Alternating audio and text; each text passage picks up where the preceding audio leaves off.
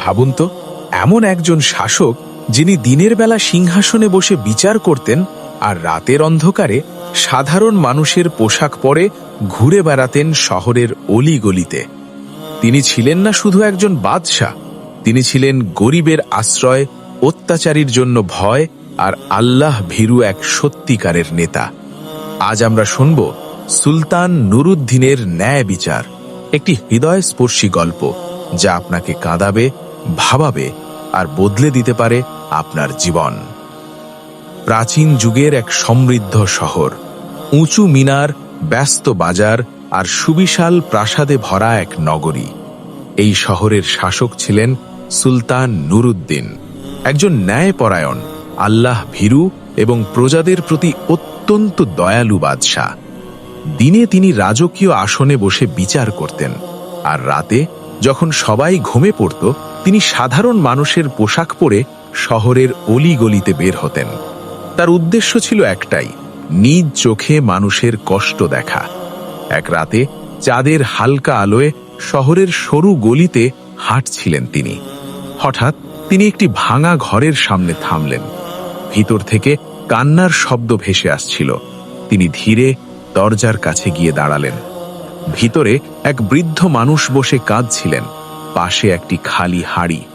বৃদ্ধ বলছিলেন, হে আল্লাহ, আমার সন্তানদের জন্য আজও খাবার জোগাড় করতে পারলাম না। সুলতানের হৃদয় কেঁপে উঠল। তিনি কিছু না বলে চলে গেলেন, কিন্তু তার চোখে পানি চলে এসেছিল। পরদিন সকালে রাজকোষ থেকে নয়, নিজ হাতে খাবার ও কিছু স্বর্ণ মুদ্রা নিয়ে আবার সেই ঘরে গেলেন। দরজায় কড়া নাড়লেন। বৃদ্ধ দরজা খুলে অবাক হয়ে তাকালেন। সুলতান সাধারণ পোশাকে বললেন, ভাই, এটা আপনার জন্য, আল্লাহর পক্ষ থেকে সাহায্য মনে করে নিন।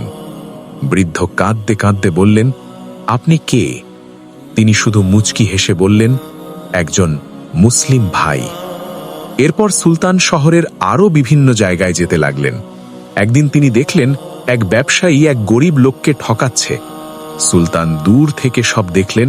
পরদিন তিনি রাজ দরবারে সেই ব্যবসায়ীকে ডেকে পাঠালেন। দরবারে বসে তিনি জিজ্ঞেস করলেন, তুমি কি গরিবদের সাথে অন্যায় করো? ব্যবসায়ী ভয় পেয়ে বলল, না হুজুর। সুলতান কঠোর কণ্ঠে বললেন, আমি নিজ চোখে দেখেছি। মনে রেখো, একজন শাসক যদি জুলুম দেখে চুপ থাকে তবে আল্লাহ তার হিসাব নেবেন। তিনি সেই গরিব ব্যক্তির অধিকার ফিরিয়ে দিলেন এবং ব্যবসায়ীকে সতর্ক করলেন। দিন যেতে লাগলো আর শহরে শান্তি ও ন্যায় বিচার প্রতিষ্ঠিত হতে লাগলো। এক রাতে সুলতান আবার বের হলেন।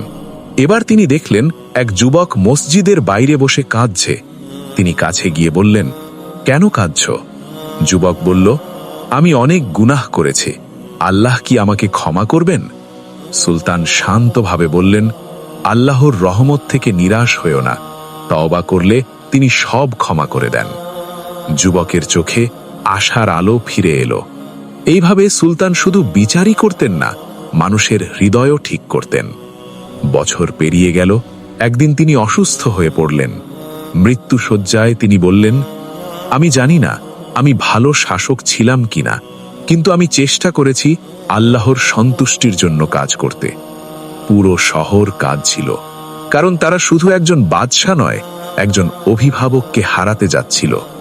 সুলতান ইন্তেকাল করলেন, কিন্তু তার ন্যায় বিচার, দয়া এবং তাকুয়ার গল্প যুগ যুগ ধরে মানুষের মাঝে ছড়িয়ে পড়ল। শিক্ষণীয় বার্তা: ১. ন্যায় বিচার করা ফরজ দায়িত্ব। ইন্নাল্লাহা ইয়া'মুরু বিল আদলি ওয়াল ইহসান। নিশ্চয়ই আল্লাহ ন্যায় বিচার ও সদাচরণের নির্দেশ দেন। সূরা নাহল ৯০। ২. গোপনে দান করা উত্তম। যে ব্যক্তি গোপনে দান করে আল্লাহ তাকে ছায়া দিবেন কিয়ামতের দিনে। সহিহ বুখারী। ৩. আল্লাহ সব কিছু দেখেন। ইন্নাল্লাহা কানা আলাইকুম রাকিবা। সূরা নিসা ১।